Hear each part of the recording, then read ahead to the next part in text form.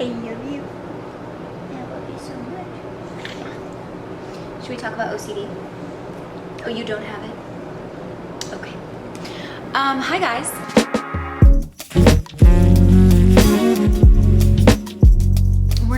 We're not going to be perfectionistic about this. We are just going to get right into it. For those of you who don't know me or are new to my channel, my name is Jami, and I've talked a little bit about OCD. It is something I've always known that I've had, but I just did not really understand my type of OCD and how it was showing up in these invisible ways. And so I kind of just want to share my experience with it because it will forever remain a mystery to me how I went 30 years not understanding that rumination and reassurance seeking were two of my biggest compulsions. And I have read so many self-help books. I listened to so many self-help podcasts, and I realized through being in treatment that those were also compulsions. It was just my OCD taking this idea of there's something wrong with you, and so you need to compulsively figure it out to try and become a better person. I have a lot of thoughts that I could really go deep into, but I think I do run the risk of ruminating, so I will say, I'll try to keep this a little bit shorter. I think with the self-help industry, because we're on social media and we don't really know someone's credentials. There are people that are coaches and gurus and experts, and they might have a really qualified level of training and they might not. But at the end of the day, what I've learned is that I think people, whether they know it intentionally or not, are trying to sell you certainty. And if they're not doing that, they're trying to be your compulsive reassurance. I would keep on coming back to certain podcasts because it was a way of getting the same reassurance and the same answers to the same questions over and over and over again, to a point where it really wasn't healthy. It was like, how many times are we going to revisit childhood trauma before we just start living life? And we have so many books these days that are like, here's how to heal your life. Here are the 8 rules to love. And it's like, there's so much black and white thinking out there. And if there's one thing that I've really, really leaned out of through recovery, it is black and white thinking and really learning to embrace nuance. Of course, there are like some absolutes where, if somebody is extremely abusive, probably not the person that's safe enough to fall in love with. But I've seen so much advice on TikTok and social media and through books of like, here are these set of rules to live your life if you want to be successful. You must wake up at 5 a.m. You must never sleep with them on the first date. Like, there's so many absolutes that just leave no room for outliers, and it's really tempting because I think all of us really, really want certainty to some degree, and those of us with OCD are just a little bit more intolerant, or we have a low tolerance of uncertainty and distressing emotions, and we're not as able to sit with it. And getting this diagnosis was probably one of, ironically, most relieving moments of my life. So let's just start from square one. I am not a therapist. I have done a lot of research on my own. There are still plenty of things I don't know. I am not claiming to be the spokesperson for OCD. I truly just want to share my story in case anybody else relates, because I listened to Allegra Caston's share her story on a podcast, and she is a licensed OCD therapist, and she changed my life. That was the first time that I had ever heard somebody explain my OCD in a way that fully made sense to me. For a long time, I felt very alone in it. I think a lot of people think of OCD, they think of contamination obsessions or cleanliness, orderliness, and it's just, that's why it's one of the most misunderstood disorders out there. And when Allegra started explaining obsessive thoughts and mental compulsions, it was almost this moment of like throwing my hands up and surrendering to like, whoa, this is, somebody is describing my brain to a T for the first time. Because her sharing her story had such a profound effect on me, I am really inspired to share mine. My OCD is pretty invisible. Sometimes. A lot of my OCD happens in my head. Everybody gets intrusive thoughts. Everybody gets obsessive thoughts. Everybody experiences that to a different intensity. With people with OCD, we will experience those thoughts on a constant loop. And part of the reason I think that that loop is happening is because when we hear an intrusive thought, it's usually something that goes so against our values and doesn't align with our character at all that it freaks us out that we even have the thought. So then we engage in a behavior or a compulsion to try and feel safe. For example, this is not actually my specific OCD, but I do know people with this kind of OCD. If I have a harm thought of like, oh my gosh, what if I push this person in front of a train? Somebody might have that thought and be like, that's silly, like I'm just gonna let that go. I think someone with OCD, because your brain is so sticky, that thought feels so distressing that you now feel like you need to do a number of things in order to neutralize or get rid of or undo the thought. You might neutralize the thought by saying a mantra. You might ruminate on it and be like, I wonder why I even would think that I would want to push somebody in front of a train. Like let's try and get to the bottom of pretty much nothing. You're trying to get to the bottom of like, why is this happening? And there really is sometimes no answer. Other times you might ask for reassurance. You might call a friend and be like, well, this can go two ways. You might confess to a friend, I had this really weird thought and I don't know what to do with it. And confessing is sort of, I think, like the preliminary step to reassurance seeking. You're kind of saying that something was distressing and baiting the person you're telling to reassure you that it's okay, that happens all the time. Oh, it's happened to me, you're a good person. Like you would never do that. With reassurance seeking, this was one of my favorites, my absolute favorites. If I had a falling out with anybody, if I ever lost a friend or a relationship, I think I was so conditioned to try and almost beat myself up and figure out why something like that could ever happen to me in the first place. And if I didn't do that, I genuinely felt like I was being irresponsible, like I was avoiding a problem. Like if I hurt somebody or if somebody hurt me, like I want to get to the bottom of this to make sure this never happens again so that I'm not harming other people and I'm not harming myself.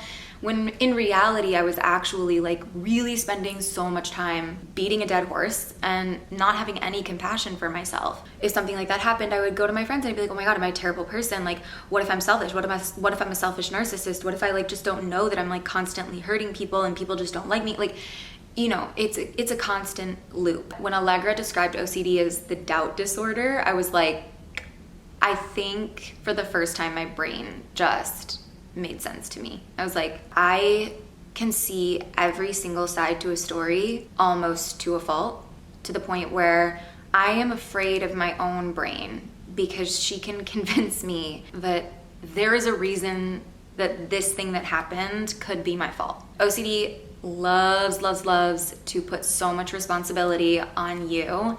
And I remember even like hearing quotes of like, you are powerful beyond measure.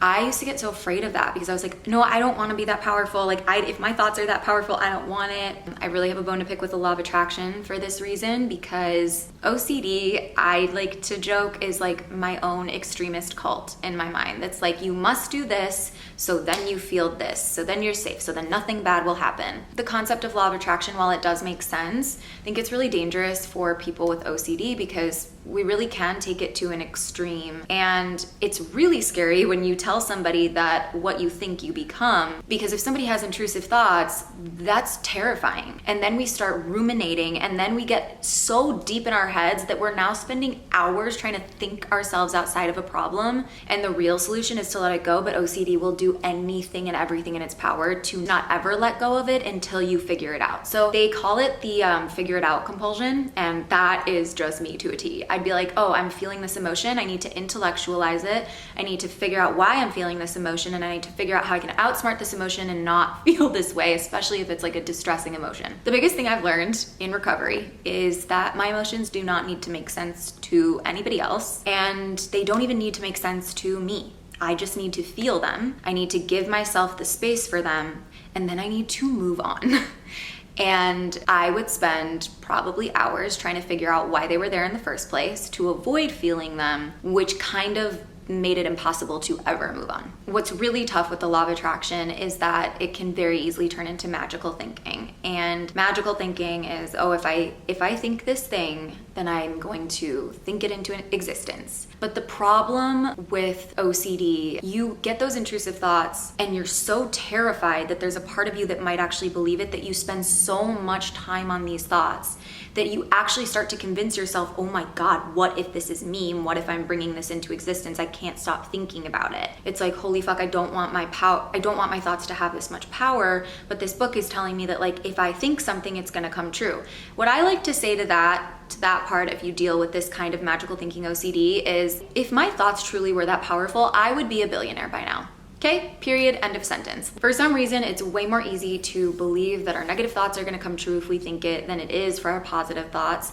And one of the things that we do in recovery every single day is exposure therapy. And basically, that is exposing ourselves to things that cause us a lot of anxiety and then removing the safety behaviors. So it's pretty much learning how to sit with distressing emotions and building that tolerance up and leaning into uncertainty, which can feel highly activating. For example, with one of my OCD exposures with magical thinking, because that was a big one for me, I have a memory of like when I was 14, my dad was watching the movie The Exorcism of Emily Rose, and I heard about the concept and I got an intrusive thought that was like, oh my God, what if I need an exorcism? Oh my God, wait, the devil could inhabit someone's soul? Oh my God, what if the devil's gonna inhabit my soul and I need an exorcism? First of all, I wasn't even religious, okay? But the idea that something could take over my body and that I could lose control, which is a common fear of people with OCD, like the fear of losing your mind, that freaked me out. And so I had a mantra of like 3 sentences I would say over and over and over again until it felt just right, so that I could ensure or give myself a false sense of certainty that I would not need an exorcism and that I was safe from the devil. And I remember being so embarrassed and shameful of these thoughts that I would never say it out loud. And then part of the OCD on top of that was, well, you can't say exorcism or devil out loud because then you're speaking it into existence. So I'm not joking when I say those 2 words pretty much never came out of my mouth until this past year. I was one of those cases where I had OCD since I was a child, and it was so ingrained in me. It was just like my natural way of functioning. That's how my brain's been wired my whole life, that I just thought part of me being me was going to include bargaining for freedom in my mind. Like I just thought, this is what we do. If I can either be so uncomfortable and not do these compulsions and safety behaviors, or I can just do it and then go on with my day. And what I wasn't realizing was that long term, that was incredibly harmful, and I needed to lean into short-term discomfort for the long-term gain. But that's so hard for your brain to understand when you have been in a pattern for so long. So one of my exposures for magical thinking was literally writing in my journal, like, I will need an exorcism. I am the devil. The devil is going to take over my soul. And like, I would write after that, I'd be like, it is going to snow in July. To just be like, all of these things hold the same amount of truth. And even me like saying that out loud right now, I think it would have given me a lot more anxiety in the past. But me like putting it out there, posting it on YouTube, I'm just like really fully leaning into it, because the more and more I go through this program, the more I realize how little control we actually have. Okay, my light died, but we're gonna keep going with this video because you know what? It does not need to be perfect. When I first joined the program, I made a hierarchy of like all of the things that are distressing and all of the areas that my OCD shows up. And perfectionism is absolutely one of the areas. I know that you don't even necessarily have to have OCD to struggle with perfectionism. And really the main difference is like, do you have the safety behaviors and compulsion pieces attached to some of the obsessive thoughts? And I definitely did. And a lot of it was mental and invisible, which is why it was so hard to diagnose, because to the external world, I came off as like very high functioning. Even to my family and friends, they were like, what?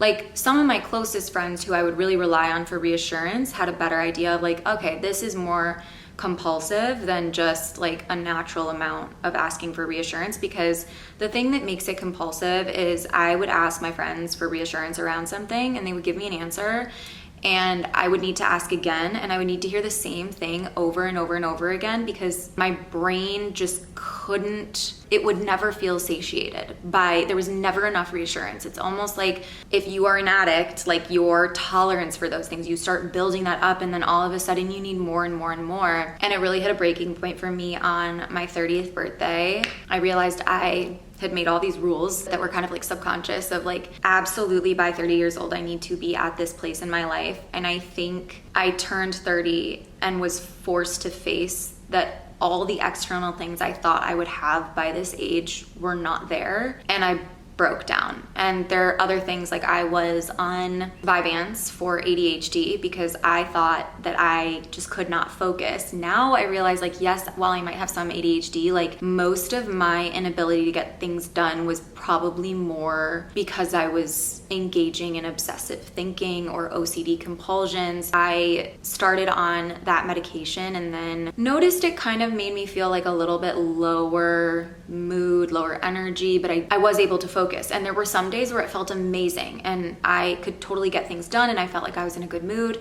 And then other days I felt really, really down and almost irritable and angry, and it just kind of felt like gambling with my emotions every day. And one of my best friends was kind of insinuating, like, you know, I don't know if this medication is working for you. And eventually, like on my 30th, I just really broke down and it became evident like that medication was so wrong for me. I had told her a couple months prior, like, I don't know, I feel like my OCD is kind of getting to this like unmanageable degree, but I just don't know what to do. So in a way, I'm happy that I reached rock bottom because I don't think I would have ever gone to get treatment. It almost felt like all of these external things that were providing me happiness were stripped away, and when I was left with just myself and my thoughts, I couldn't sit with it. And I think that that really came to a head when I started living alone. I'd always had roommates and distractions, and living alone has been the biggest exposure of all because it has forced me to be alone with myself, and I didn't realize that that was something that I was avoiding for so long. And now I'm so grateful, and it's something that is so rewarding, but it was hell at first. And a lot of people are like, oh, you're gonna love living alone, like blah, blah, blah. So sometimes I feel like OCD is the gaslighting disorder too. Like you just gaslight yourself. I'm like, oh, what's wrong with me that I don't love living alone because everybody loves living alone and blah, blah, blah. OCD can make FOMO feel terrible if I'm alone in my house. Like, what are other people doing? Other people probably have more interesting lives than I do. Oh, I'm gonna go on social media and I'm gonna ruminate about it there because that's a good place to learn that like other people are more productive and having better lives than I am. Like it just, there's so many behaviors that I was engaging in that I really did not understand how harmful they were. I've been a little bit hesitant to get fully back into podcasting because I look back on it and it was literally just me ruminating. It was a lot of time thinking, and right now I really value getting out of my head and engaging in like values aligned activities. It really has changed like how I want to live my life and show up for relationships, for myself, for my job. I have felt like in the past 2 months of being in this program, I've almost been like forced to like take a step back. Basically, after 1 week after my mental breakdown, the timing of this is amazing. Allegra Castens came out on the We Can Do Hard Things podcast. I'm gonna link the episode below that really changed my life. She did such a phenomenal job at explaining. And I went to my therapist a week after that and sat down and I just fully started sobbing and was like, I realize I come in here every single week with an agenda and I don't tell you what's going on behind closed doors. Sometimes when we're like, oh, this person goes to therapy, but like, what are they talking about because it's not working? Like, that was a reflective moment for me where I was like, every week I would come in and be like, I want to solve this problem and I have to get to the bottom of this, but I'm not telling you about all the compulsions that I'm engaging in at night. I'm not telling you about how many times I have to reposition and readjust my neck before I fall asleep at night before it feels just right.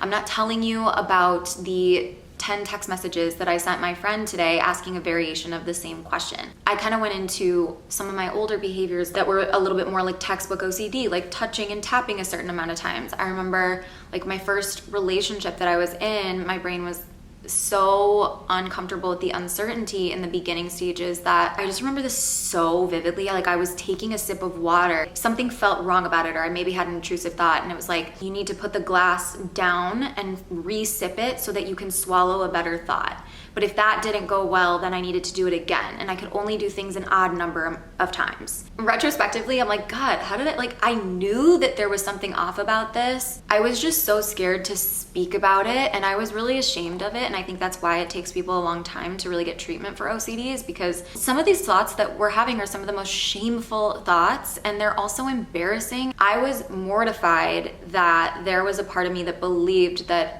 me sipping my water 5 times with the right thought would guarantee that my boyfriend would stay with me. And I knew, like in my mind, I was like, this just doesn't make sense. Like I don't really believe this at my core. And it's why it's so ego dystonic as a disorder. And it would just make me question myself in a way that was like, why am I obsessing over this person that like I don't really even know? And I don't even know if I like them. But like the OCD would kind of keep me in this place of being like, okay, but like you have to know.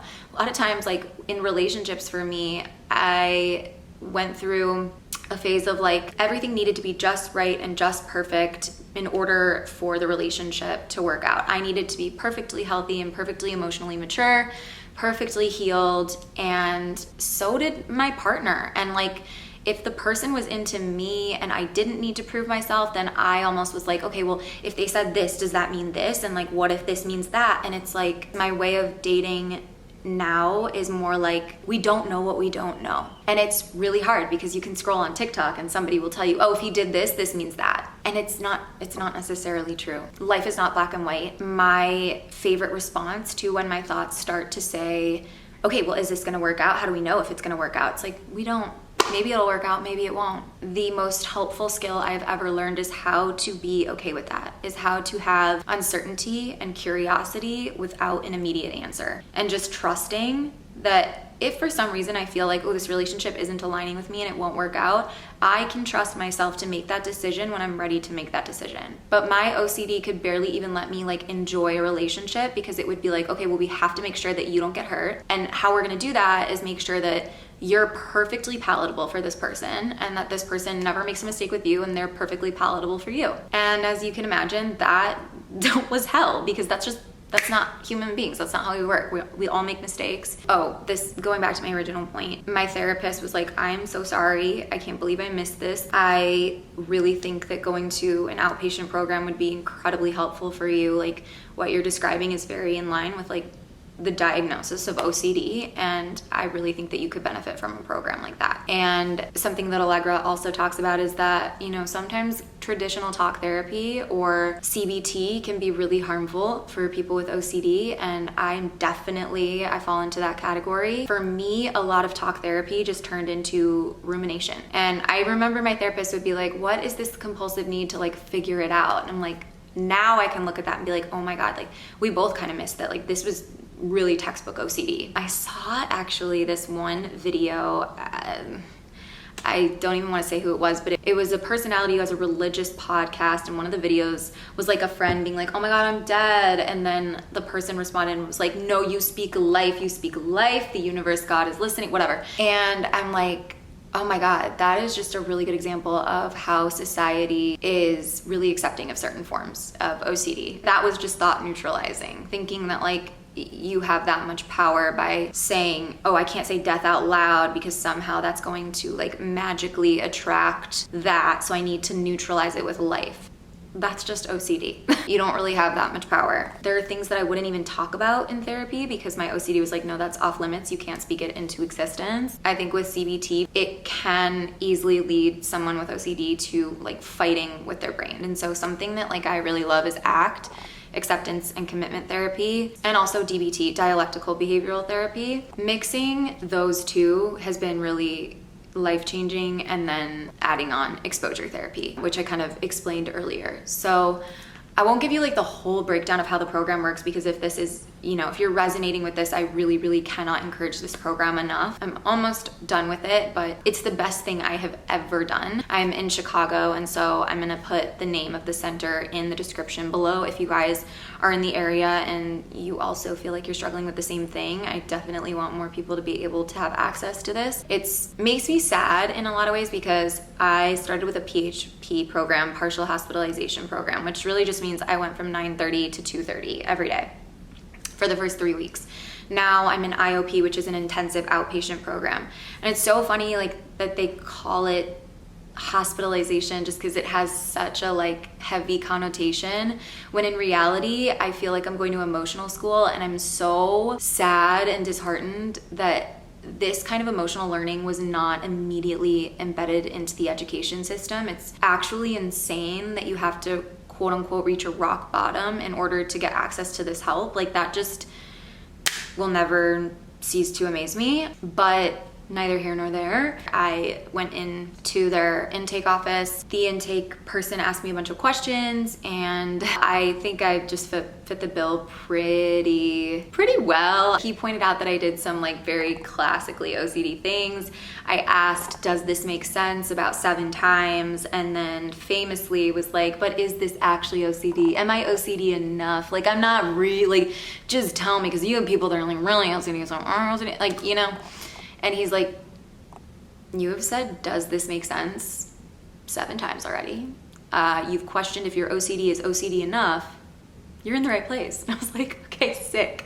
And I've never done group therapy before. It was a group of people, some who had contamination OCD, some who had my type of invisible OCD. And the common humanity that I felt just being in a room full of people whose brains work so similarly to mine, I think was one of the most healing experiences for me. I feel like I've been running around for 30 years, kind of like almost trying in a way like to get to this deeper level with people too soon, because I wanted to know that I wasn't alone. Like I wanted to find people with OCD really and be like, are you having these crazy thoughts too? Like, you know, you start an OCD program, and of course I'm just going to admit one of my thoughts was like, oh well, these people are crazy, like I'm not actually that crazy. And I think now that I'm coming close to leaving, I'm like, if I am a combination of all of these people, then I'm good. These are some of the most empathetic, compassionate, kind-hearted people. And I think that's why OCD is so hard, is because you know your values. You know, like, intimacy, vulnerability is so important to me. And so when I'm having thoughts that directly oppose that, it is so heartbreaking. In a lot of ways, like having anxiety and OCD has made me really patient and compassionate for other people, because I so understand the mental gymnastics that our minds can play on us sometimes. And I wasn't expecting to really enjoy group therapy ever, but there was also kind of an exposure within that to be like, yeah, what if these people know about your OCD? And what if they think you're crazy? And that's something that is a common exposure that I would work on, is like uncertainty statements of like, I cannot control how people perceive me. I cannot know what one of my actions says about me. Maybe people like me, maybe they don't. And actually sitting with the unknown and not having the answer. Every single day we work on different exposures. When you first go in, you'll fill out a Y box, and it's basically like filling out a hierarchy of all of the things that give you the most anxiety. It's interesting because a lot of people that may have health obsessions work in some sort of health related job. Like, it's so clear that the things that matter the most to us are the things that OCD attacks the most. It's basically like if anxiety and Inside Out 2 was like on steroids. Maybe on mushrooms, because some of that magical thinking is like wild. There's so much more that I could tell you, but Allegra is such a great resource. I'll link a couple more OCD resources in the notes, but I cannot recommend doing outpatient treatment enough. I think I can honestly say, after reading so many self-help books, listening to hundreds of podcast episodes about self-help, this outpatient program has done more for me than any of those things. There are skills, genuine skills that I've learned. Like, I feel like I read about doing the work and I intellectualized what doing the work means. And me being in an outpatient program was literally me doing the work. It provides so much freedom in every single aspect of your life. All of a sudden, you're allowed to make mistakes and not be a terrible person.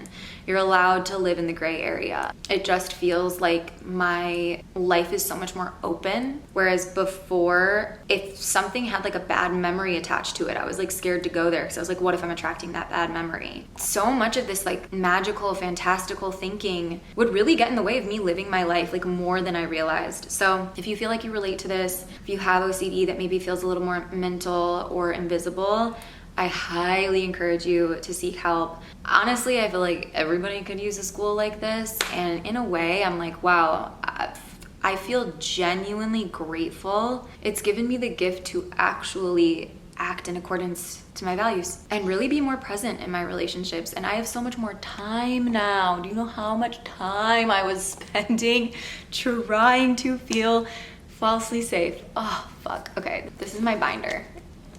OCD and complex anxiety, PHP, IOP. My lighting keeps on going off, but I hope this video was helpful. I really, really love you guys. And if you're curious or have more questions, please comment down below. I will also link my social media. I talk about OCD a good amount on both Instagram and TikTok, probably more TikTok, but I definitely want to bring more awareness to this. It's something that I really, really care about, and having that diagnosis, being able to observe those thoughts. That was only possible once I got the diagnosis. You could have told me till the cows came home, like, oh, just observe your thoughts, be mindful. And I was like, yeah, that's for everybody else, not me.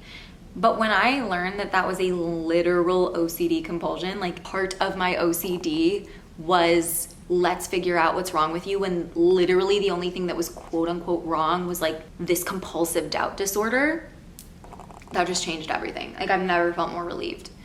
So here's to living a values-aligned life, leaning into uncertainty and not knowing a damn thing, and also not ruminating about it. So if you have any questions, let me know. I love you so much, and I hope this helped.